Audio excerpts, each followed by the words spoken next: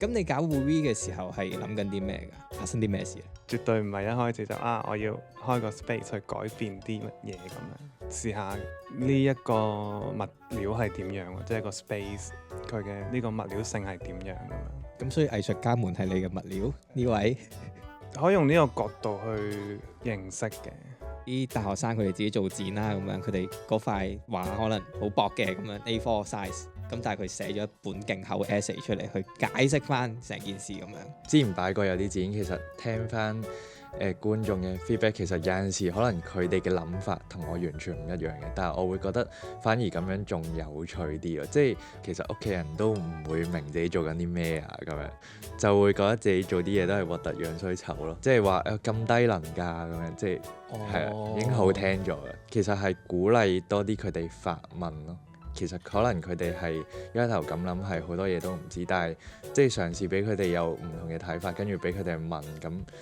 我覺得有啲似一種語言嘅，即係我當藝術呢個，跟住我哋做嘅嘢係一個論文啊、詩啊、句子啊、詞語啊都得咁。咁所以即係令大家去睇藝術嘅時候，唔好再用翻另一個語言去詮釋佢，反而我真係要去睇嗰個語言系統下嘅 presentation。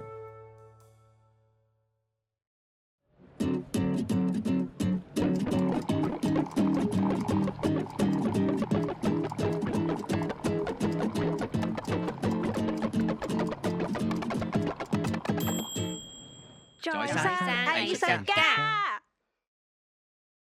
好，咁我發現咧上集我哋同相傳咧，我發現我太 casual 啦，冇 opening，冇成咧，我自己都冇介紹自己。咁所以我哋今次喺介紹嘉賓之前，我哋介紹咗自己先好唔好？好神，好，我哋補翻。好啊，少年。好，我哋今次講翻先，因為上次可能大家連名都唔知，我哋直接就同佢傾偈咯。同相傳太好傾佢啦，兩個係好一見 friend 嘅，如故啊佢哋係咁樣，大家一齊咁樣喺同一張尷尬 sofa，我哋都可以咯。我哋搭跟住係勁近啦，即係再近到咁樣嘅。跟住佢哋兩個好似咧識咗好耐喺度一見如故咁樣，係啊，所以唔記得咗我哋今次先我哋第一次介紹我哋個節目係做啲乜嘢喎。係啊，好啊，咁好，我哋咧歡迎大家嚟到在山藝術家啦。呢個係以人物專訪為主嘅 podcast，帶領大家咧去認識香港唔同種類嘅藝術家同埋佢哋嘅生存之道嘅。今集嘅主題係策展同埋生存指南。我哋邀請到兩位嘉賓啦，咁轉頭佢哋會自己介紹自己噶啦，去分享佢哋身為藝術家同埋身為營運方嘅經驗嘅。好，我哋今日坐嘅係邊兩位啊？你哋邊個先？有阿頸，輩分高，呢啲時候一定係啲藝術尊重係藝術圈要尊重前輩，唔係嗰啲叫好差嘅啲規矩係咁。好嚟啦嚟啦，係我哋迂腐啲啊！我哋請迂腐啊！啲前輩。你覺得咁樣係迂腐嘅，真係。咁我哋調翻轉啦，我哋新潮啊嘛，年輕人，我哋新進嘅我哋年輕提攜嘅。提攜一下年輕人嘅 artist 先，好冇？我哋阿頸先。好，咁我叫阿頸啦，咁又或者可以叫我做 Harris， 係啦，咁我係主要係做陶瓷嘅，咁我會喺日常生活揾一啲靈感啦，跟住同埋我都因為我中意食字啦，同埋啲無厘頭嘅嘢，咁所以都會可能將一啲生活瑣碎微小嘅事成為我做 work 嘅靈感，跟住整成一啲 sculpture 咁樣咯。以前有叫做學過下版畫，所以其實有陣時都會想運用一啲可能版畫學到嘅嘢，或者一啲平面嘅元素擺落啲陶瓷度咁樣。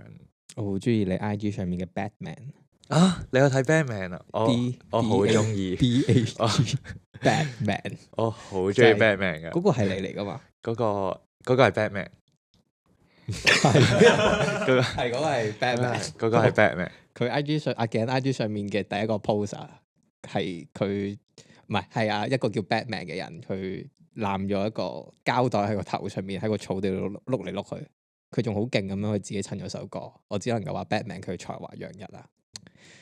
唔係你嚟噶嘛？我幫你同 Batman 講 ，thank you。好，仰慕佢。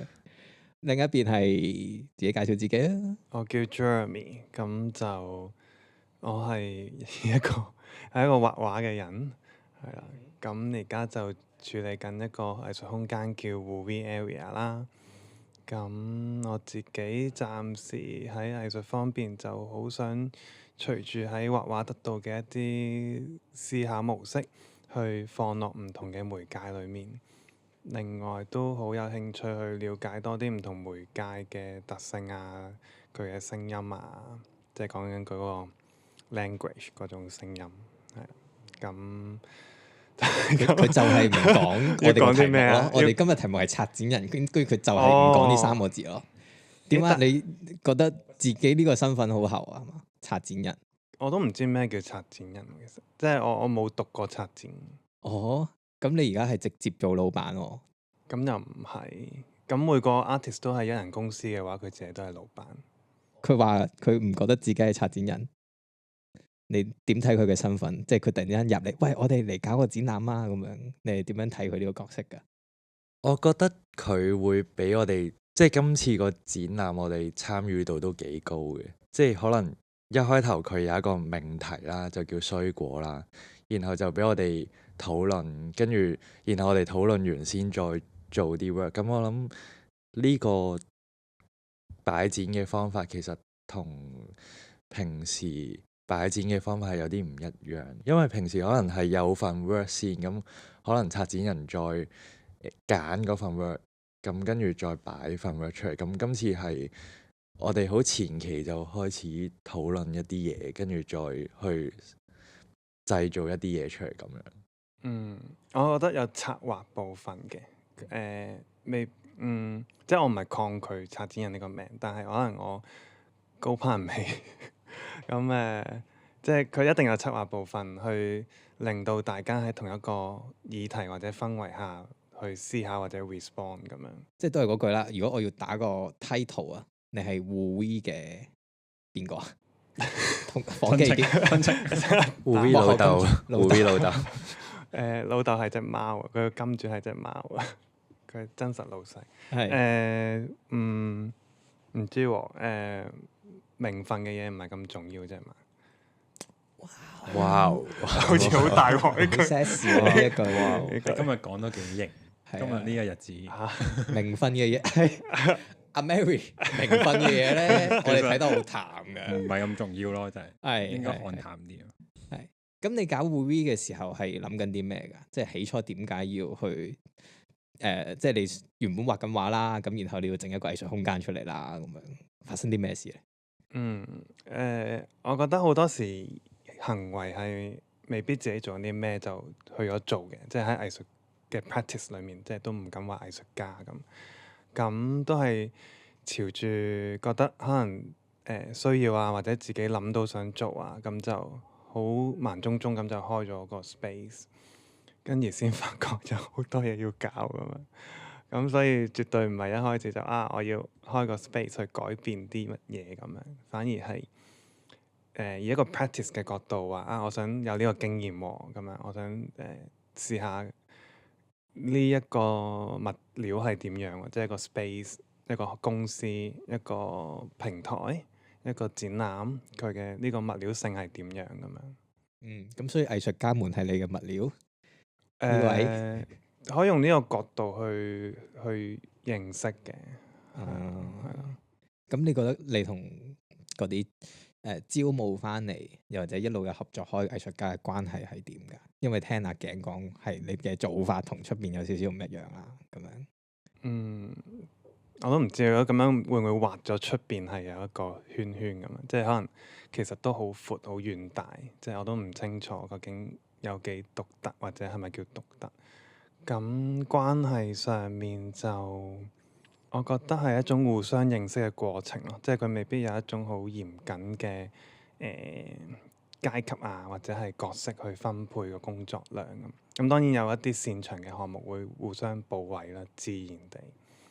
咁所以我希望都係一種偏向一齊經歷實踐生活咁嘅狀態下衍生一啲項目。好，我哋對答案阿頸佢講嗰啲咁靚嘅説話，你 feel 唔 feel 到啊？feel 到，feel 到，feel 到。啱啱有講到衰果，好似講到好正咁樣咯。正。我哋而家正式進入介紹嘅部分，我哋好型咁樣喺後邊都夾硬黐咗個少少嘅 poster。感謝係其中一個參展藝術家 Jimmy 畫嘅。可以正式介紹衰過啦。你哋會想邊個介紹？跟住 Jeremy 啦，你可以考佢，你可以調翻阿鏡。你哦我講咗好多啦，都想阿鏡講下咁樣。唔係因為我一開頭聽呢個展咧，其實係 Jeremy 講咗個可能故事定係例子俾我聽啦，就係話哦即係一個農夫種啲生果或者係士多啤梨，咁通常一籮士多啤梨都會有分靚同唔靚嘅，即係唔係爛嘅士多啤梨啦，係只係生得好靚同埋有啲生得冇咁好睇嘅士多啤梨，咁但係食落口都係一樣，咁所以佢就想講下關於嗰啲生得冇咁靚，但係食落口都係好味嘅士多啤梨咁樣，係咪？我有冇講？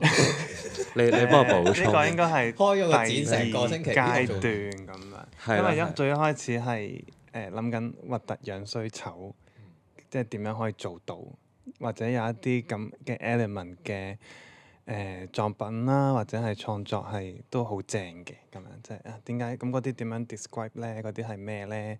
又或者點樣先可以做到嗰啲嘢咧？咁發覺日本有即係其實都唔係都好普通嘅啫，大家都會見到一啲岩蠶嘅士多啤梨嘛。嗯，咁 search 過係叫做暴走族嘅士多啤梨啦，個原理就係越多尖端，佢嘅糖分就會越多，因為佢要生個位，因而就會係更加好食。咁就會發覺可能係同個外觀或者我哋慣性對士多啤梨理解嘅外觀有啲唔同。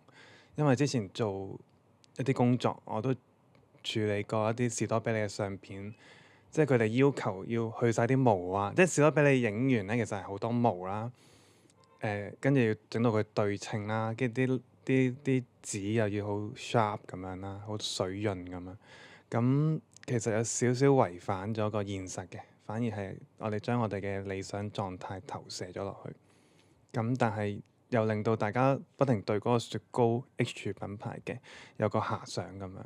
咁因而就思考呢方面，所以我其實到最後都好難梳理到一個 terms，究竟佢係一個對於即係我就寫咗係對於好感嘅探索咯。佢離開咗美醜呢種二元嘅狀態，而喺中間有個 spectrum 叫衰。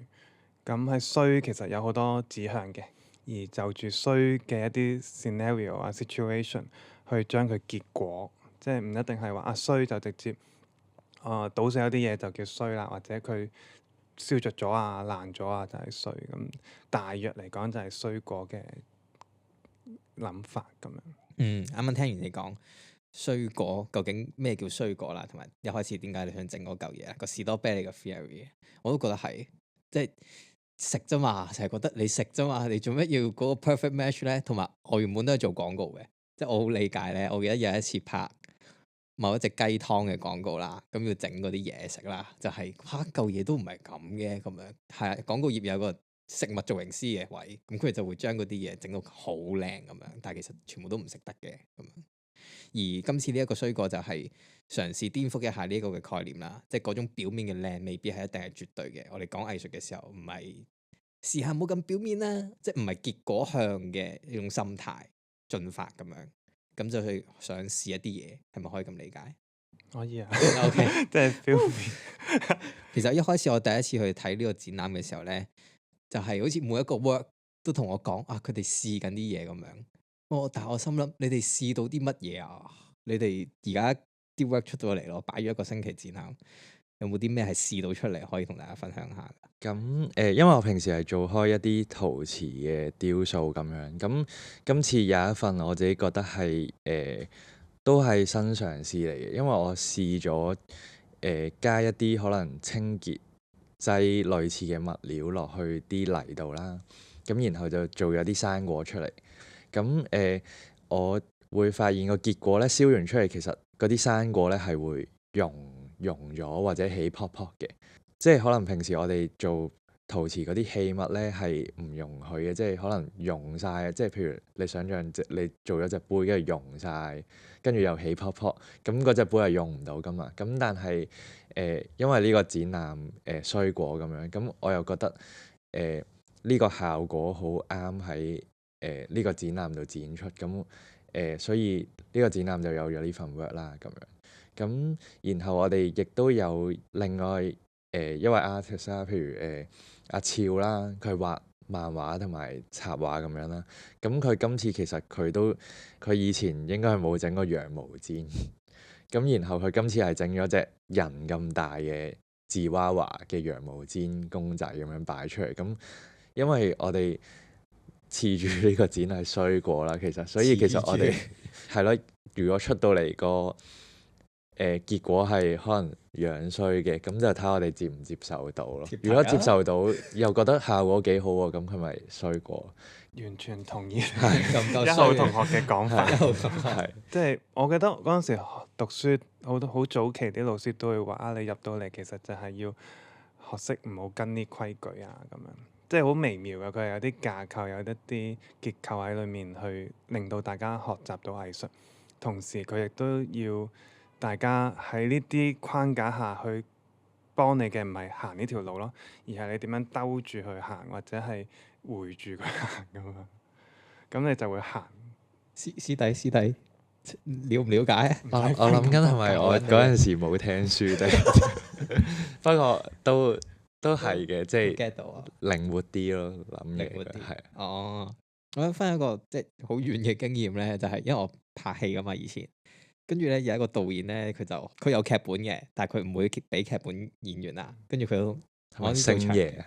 咩啊？係咪星爺？大把啦，其實香港好多導演唔中意劇本嘅，好但係嗰個導演我後尾唔理解嘅，但係然後後尾就 get 到咯，即係點解佢拍嘅嘢可以咁 organic 啊，即係有機性啊，佢用緊演員呢一個 material 啊，佢雖然有劇本，但係佢口噏一串，即係嗰班演員我屋企埋位啦 set 嘅時候，佢口噏一串，然後啲演員就喺嗰種摸索裏邊剔咗好多個剔啦，咁總之跟住後尾就試到佢想試嘅嘢，咁我 kind of get 到嗰種你計劃緊一種俾緊空間一個模糊嘅位咯。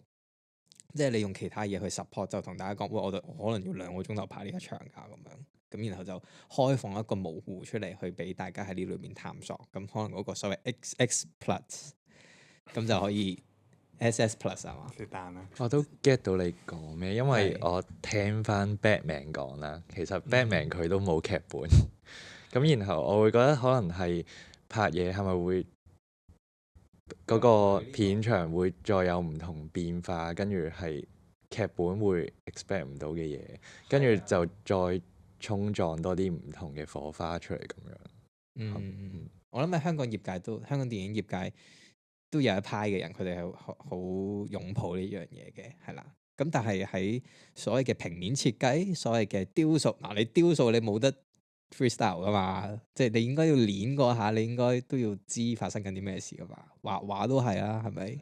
你應該有啲嘢想喺個畫布上出現到，佢先至執起個畫筆噶嘛。咁所以我就唔明解你哋啱啱所講嘅嗰個我哋要咩啊？開放有計劃地有意外，同埋真係有意外地有意外，喺你哋各自嘅媒介係點樣發生嘅呢樣嘢？我想嘗試就住雕塑嘅可能去思考一下，即係譬如有一啲做木雕塑嘅人，佢都會即係佢做下先發現個木有個 knock，即係嗰個實硬啲嘅位。即係當然佢一開始見到啦，咁但係後尾亦都會隨住嗰個嘅演變去影響佢創作，即係嗰個成品嘅方向。今日都有其中一個 artist 曹琪分享咗佢交功課嘅時候咧，之前好似係水墨畫。跟住唔小心滴咗啲墨落張紙度咁樣啦，係啊，咁佢就照交俾老師啦。跟住老師就話：哦，呢滴嘢有意思咁樣。Punchline 點睛嗰下呢個就係最值錢係呢滴啊咁樣。咁根據翻曹琪所講，佢都唔係好知啦嗰陣時。咁問老師咩意思啊咁個老師就係話凡係出現喺畫面上面而你 present 出嚟嘅時候，你就賦予咗個意思俾佢咁樣。咁我覺得都係一個即係其實都係想睇多啲個世界啦，而個世界唔係完全根據我哋一啲規劃同埋預想嘅構造咁樣。然而喺頸你嘅 practice 上面咧，即係你練緊嘢嘅時候係諗緊啲咩嘅咧？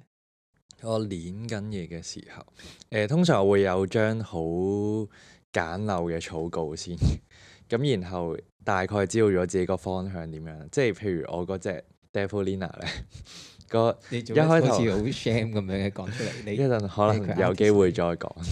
咁然後阿 Devlina 咧，其實佢係類似一隻龜，跟住但係有3個頭，又有好多隻腳咁樣啦。咁其實畫嗰個草稿嗰陣時咧，咁都係一隻好簡陋嘅一隻龜，跟住求其有3個頭咁樣。我大概知道可能知道咗佢會有幾多隻腳咁樣，跟住就開始做。因為我自認我唔係啲畫畫好叻嘅人。我畫嗰陣時未必會畫到我腦諗緊嘅嘢咁樣，咁我通常就做嗰陣時再諗咯。咁所以我就係會一路 skip 緊，一路再諗咁。咁但係因為我用嘅媒介係陶瓷啦，咁陶瓷有好多意外嘅，即係譬如嗰日你嚟睇嗰隻Devlina 咧，其實佢係未燒好嘅，係啦。咁因為嗰陣時個窯咧有啲意外啦，咁我哋都好 panic，點算咧？因為就嚟剪啦，但係隻嘢又未燒好，佢係一個半生熟嘅狀態，即係 suppose 佢可能要升到去1200嘅，但係佢淨係升到去1000，部機就停咗咁樣。咁但係我同 Jeremy 都傾過，咁如果我展示一個半生熟嘅陶瓷出嚟，咁可能觀眾都會有多啲嘢討論咁樣，咁就照擺咗出嚟1個禮拜先。咁跟住我就趁可能 Woori day off，咁我就拎去再翻燒多次。我想做個即場投票嘅就係咧，我硬係覺得咧阿頸係唔應該翻燒嘅，即係我係覺得即係如果要夠貼題就真係咁樣擺喺度，嗰啲手腳甩嘅由去繼續甩咁樣。咁好似 Ocean 都係有同樣嘅諗法，咁所以我想投個票。我覺得佢係即係半生熟呢一樣嘢咧。嗰陣時即係我女朋友啦，佢都係整陶瓷，即係好想哇，有人擺咗個半生熟嘢出嚟喎。其實你都唔使咁驚喎，咁樣真係，因為佢係比較多自我懷疑啦咁我覺得佢嗰個令面同埋有啲瓦面咧，我唔識啦，我唔識陶瓷，但係我一睇我覺得好似係幾靚喎，好似真係幾有意思喎。即係尤其是個龜殼係個龜殼，佢先係瓦面，其他都係令面嘅時候，我又覺得係咪特登嘅？因為我唔知佢係半生熟噶嘛，佢原來未熟噶喎，跟住係覺得幾有趣咯呢樣嘢。即係嗰啲 artist 咧，就好似滴咗啱啱所講滴咗一滴墨落去啊，跟住然後啲觀眾哇呢滴墨犀利，即係呢個 Devlina 係嘛？Devlina 佢隻手未燒熟㗎，佢係點做到㗎？Oh my god！呢個 artist 好勁啊！佢係點樣控制到隻手臂熟咗，但係個手指未熟㗎？Oh my god！熟啲唔熟啲？係咯，好高境界呢個對火候嘅掌握，即係好似煎牛扒咁。係啊，你個面熟，個入面唔熟。係啦，所以我係覺得係唔應該整熟佢嘅，全熟係唔好食。係啦，塔煎人。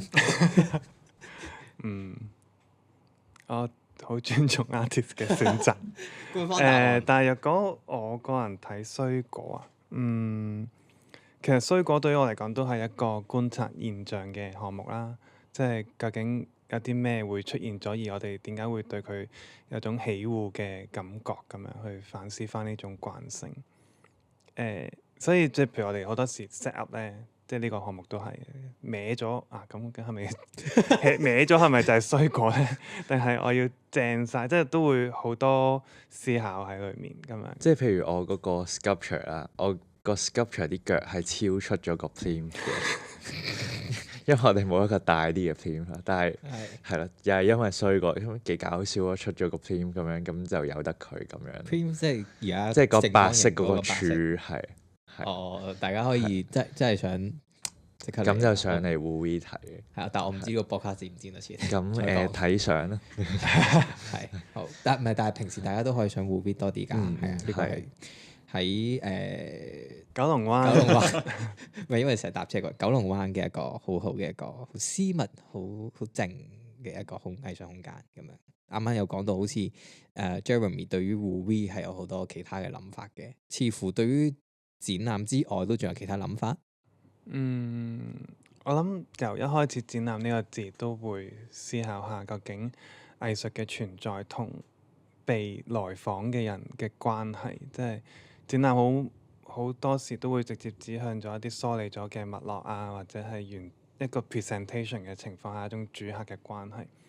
咁但係一個藝術嘅展示或者存在，仲有冇第二啲 terms 咧？咁樣即係一開始就係想做平台嘅話，都係朝住一啲交流啊，或者鼓勵多啲人去分享佢嘅思緒嘅地方啦。咁所以我哋平時個平台會邀請咗好多人去寫思緒分享啦，或者鼓勵大家去講佢點樣，即係因為評論當然好啦，咁但係就先由陳述到個作品啦，再講到有啲咩嘅藝術處理係有別於其他嘅處理，咁嗰啲先係藝術處理啊嘛。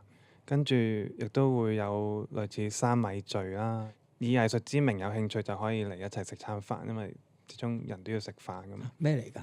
又請食飯咁好啊？唔請，即係同佢你一齊食飯，唔會大料啊！你有個飯咧可以帶過嚟咁係啊。都可以嘅，哦即係純粹傾下，因為藝術呢樣嘢都好虛，咁會唔會一齊去互相交流下點睇啊，或者係爭論下點睇啊咁？即係陪審團就係第二個 artist 去講佢點樣睇件作品，而唔係由做嗰個 artist 直接講佢嘅脈絡係點咁樣，咁就會呼一個藝術 practice 嘅人嘅觀看經驗去，好似真人 show 咁樣去睇點樣閱讀一件作品咯。咁傾偈會就講翻一啲命題以外嘅嘢，睇下有邊啲位置原來有關個命題事咁樣。咁都係用一啲側面少少嘅方式去同個藝術相處。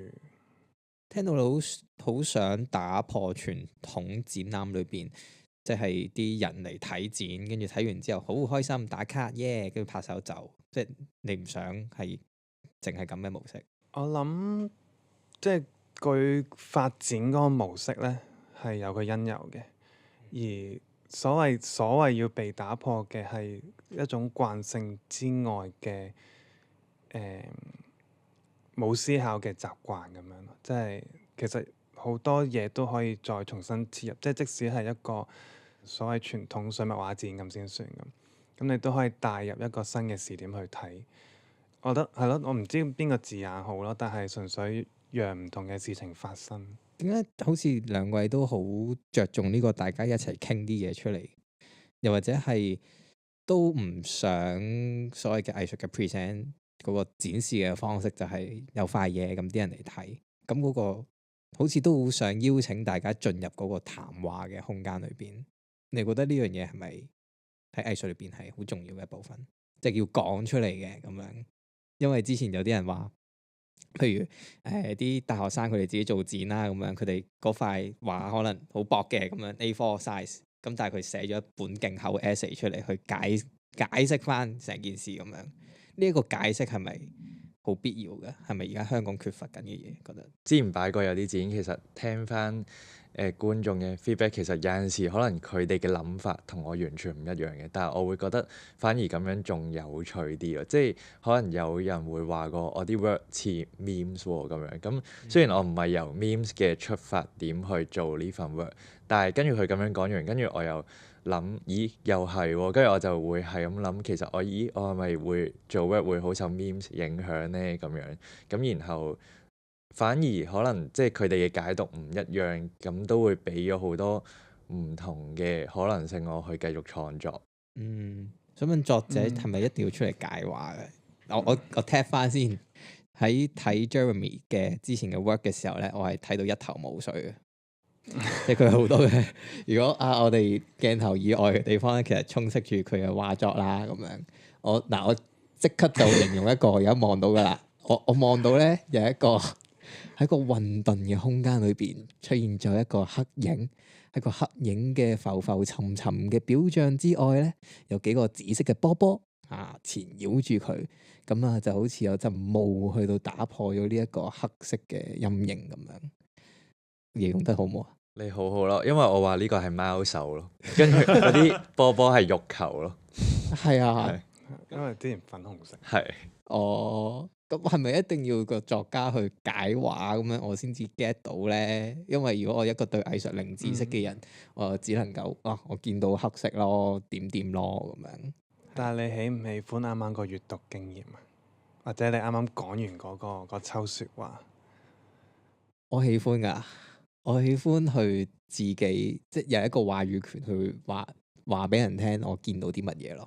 又或者夫嗰個存在令到你會，即係可能你講咩混沌黑影嗰啲 terms 唔會係你正常 conversation 會出現，咁但係一個藝術嘅存在就改變咗你一啲行為或者思考模式咁樣。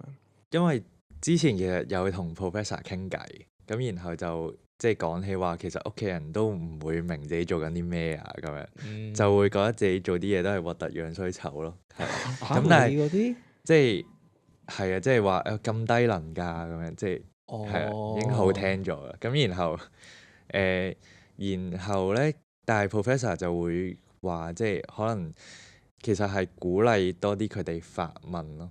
咁然後佢哋就會開始去對呢件事感興趣，因為其實可能佢哋係一開頭咁諗係好多嘢都唔知，但係即係嘗試俾佢哋有唔同嘅睇法，跟住俾佢哋問咁，然後打開嗰個話匣子，咁其實之後就會可能你明唔明我講咩？我明啊，係啊，你明我講咩？係我覺得有啲似一種語言嘅，即係我當藝術呢個，跟住我哋做嘅嘢係一個論文啊、詩啊、句子啊、詞語啊都得咁樣。咁所以開放，即係令大家去睇藝術嘅時候，唔好再用翻另一個語言去詮釋佢。即係我自己啦。如果我拍戲咁樣，或者我做而家呢個 podcast，我都想多啲人支持啦，多啲人中意啦咁樣。然而就係喺嗰個自己嘅美學裏邊，同埋呢個大眾嘅美學裏邊，好似有啲嘢甩咗咁樣。即係點解我做嘅咁少人睇嘅？點解 movie 咁少人嚟嘅咁樣？所以你覺得個問題出現咗喺邊一度？定係其實唔係一個問題嚟嘅？你覺得？我都諗緊共同價值嗰樣嘢係咪就係一個真理嘅價值？但係即係暫且我嘗試將呢度每一個項目或者即係會發生嘅嘢都以實踐為重心嘅，即係講緊你自己嚟實踐你嗰個經驗咯。即係佢如果以一個展覽項目佢要去服務觀眾嘅，咁係一個唔同嘅處理手法。即係可能我會要 artist 再去就住某個比較淺容易進入嘅角度去做某個作品，咁我就更加貼近工作，咁可能就希望得到更加好嘅工資，咁先啱比例最低工資去做嗰件事。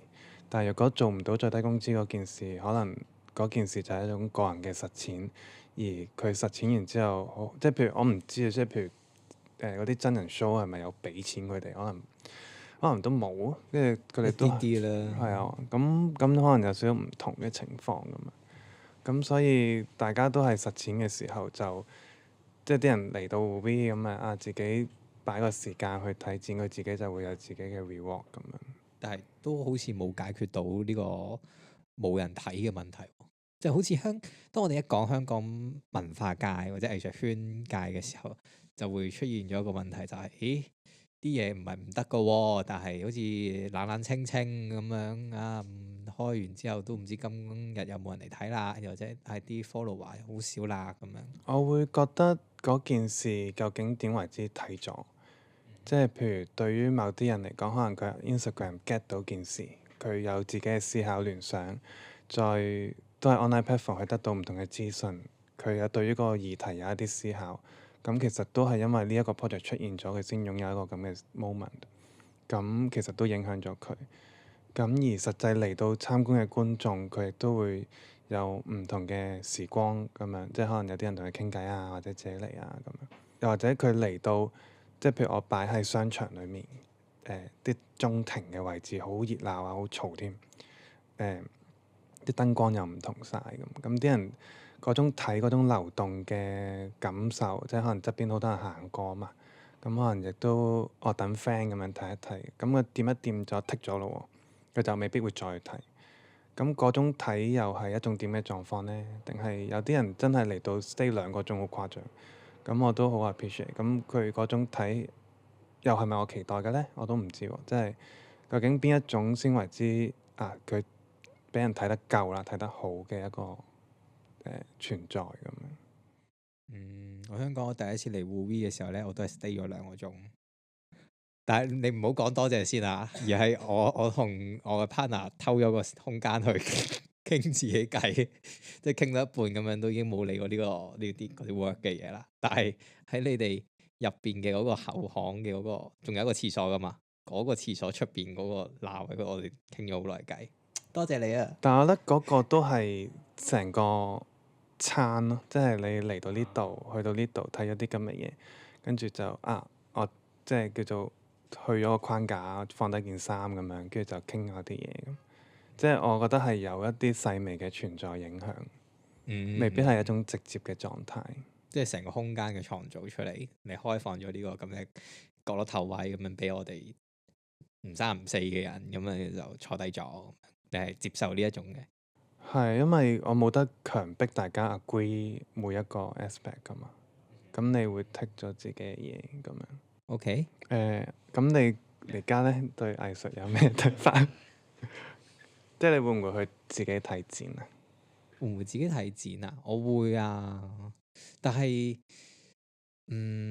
我攞一攞我喺衰果嗰邊嘅體驗啦，就係我好似唔中意啲人試嘢啊。即係嗱，我可以嗌交啊，準備嗌交先。我好似唔中意啲人試嘢咯，我唔中意啲人扣題啦。第一，即係我唔中意啲人因為有個展覽喺度，咁所以佢就去好似考試咁樣去，就圍繞住嗰一個嘅概念去做一啲嘢。我會喺度 question 緊，咦？究竟個 artist 佢係咪真係想做呢一啲嘢㗎？佢有冇自己嘅需求？有冇自己嘅渴望？或者佢有冇想 move 嘅嗰啲嘅位置喺邊度㗎？而我都幾希望個創作者佢本身係圍繞住佢自己嗰種嘅 desire，嗰種嘅渴望渴求去推佢自己作品出嚟，而唔係有一個市場，又或者唔係有個展覽嘅需求，所以佢做呢啲 work 出嚟。咁 that's why 我做衰果嘅時候，其實嗰日去訪問大家，我有啲嘢問唔到出嚟啊！我好似有啲嘢未夠過癮嘅位，就係，咦？其實佢哋都好似有呢個展同冇呢個展，好似冇乜大分別。咁點解要有呢個展？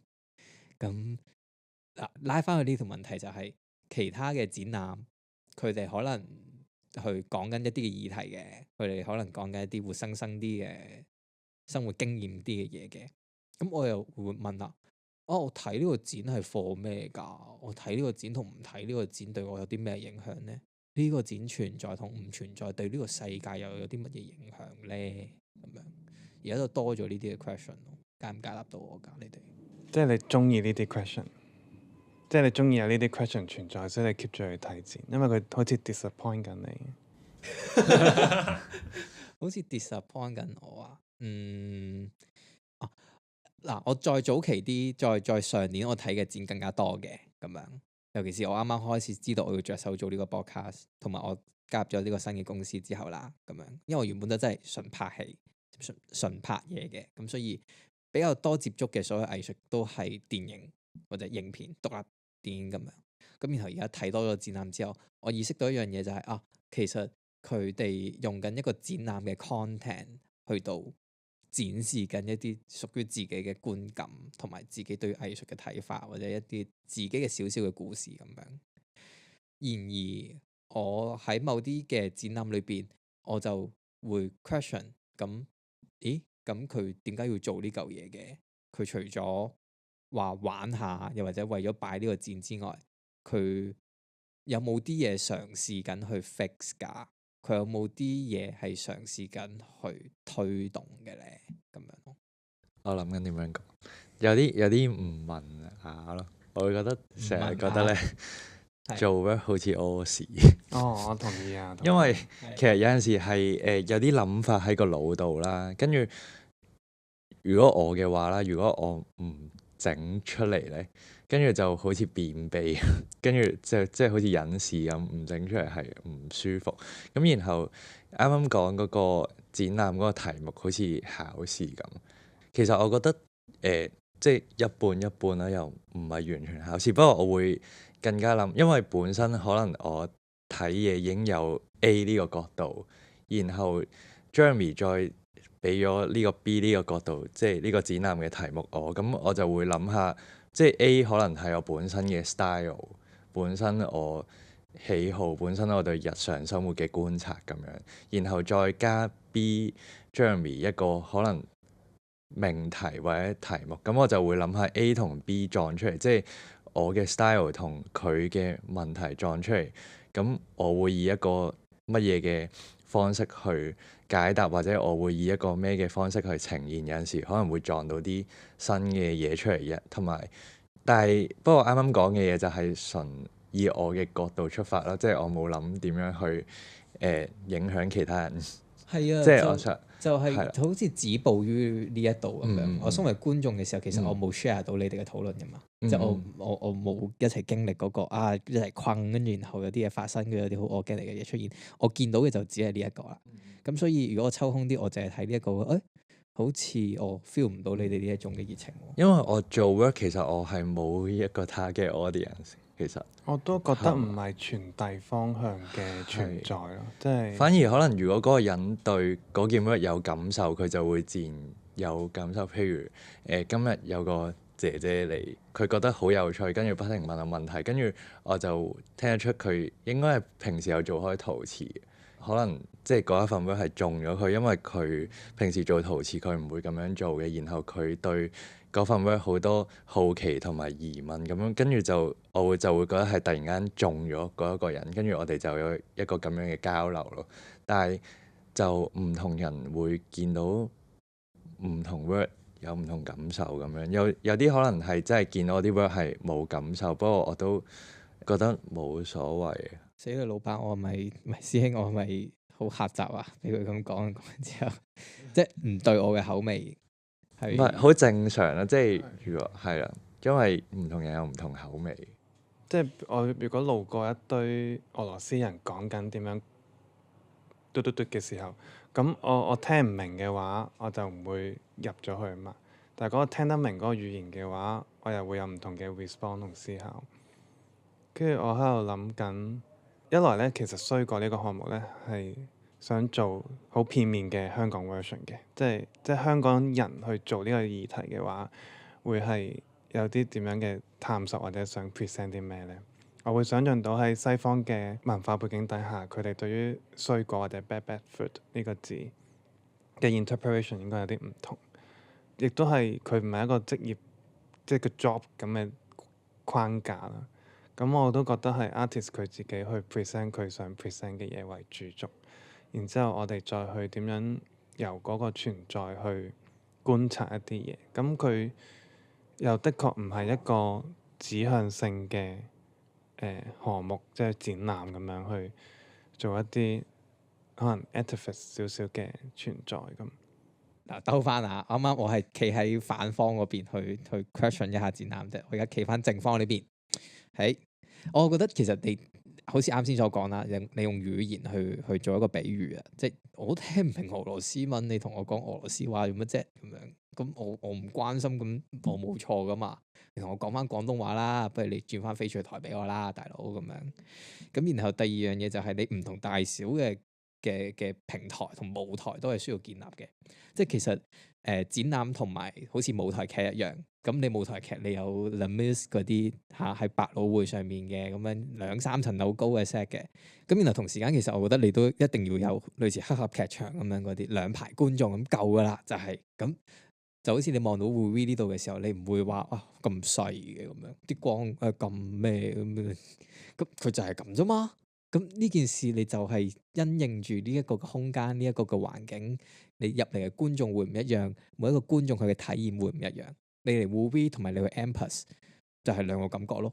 如果你特登去數佢嘅不是嘅話，咁就顯得有啲好似特登去揾啲缺點去度話咁樣。我覺得若果要開把尺嘅話，咁呢度一定係比較差嘅資源嚟嘅，比較衰咁樣。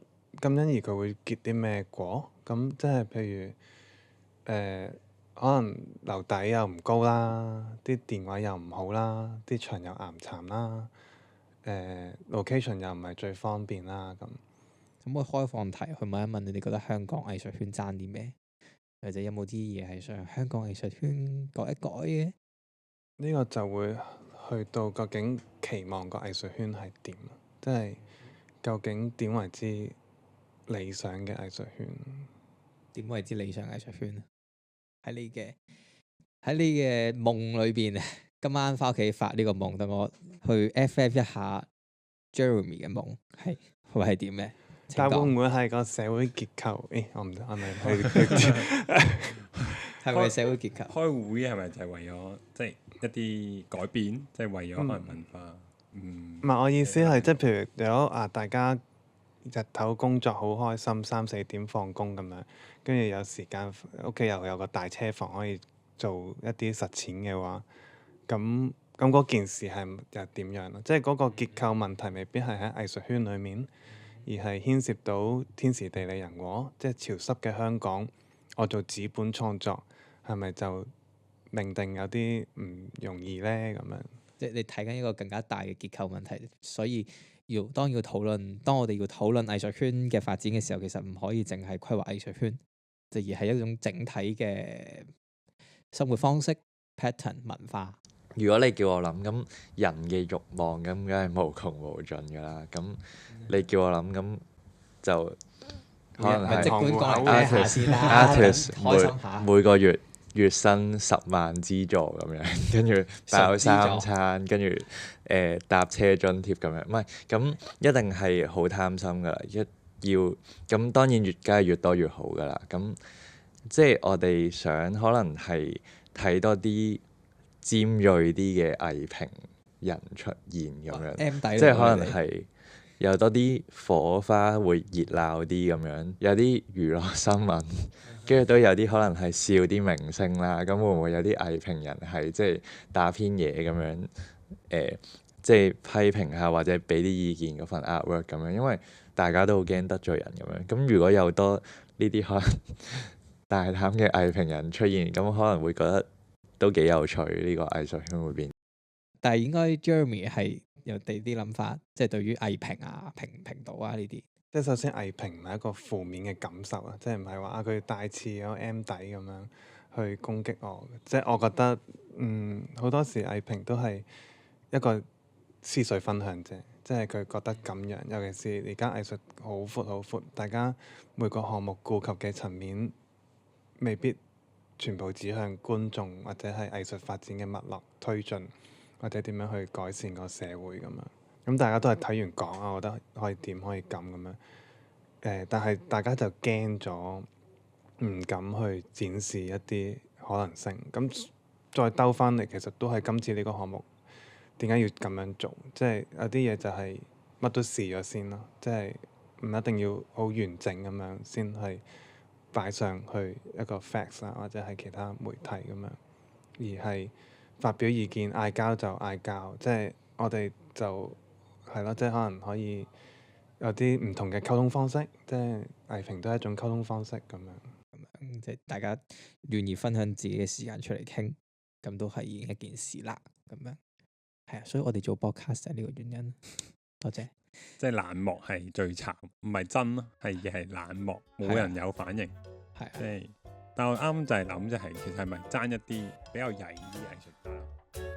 你而家睇緊呢個呢係上集嚟嘅，因為同 Jeremy 同埋阿頸傾得實在太開心啦，所以分咗上下兩集，即刻 click 翻入嚟我哋嘅網站去聽我哋嘅下一集啦。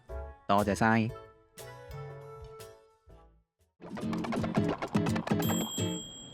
在生藝術家。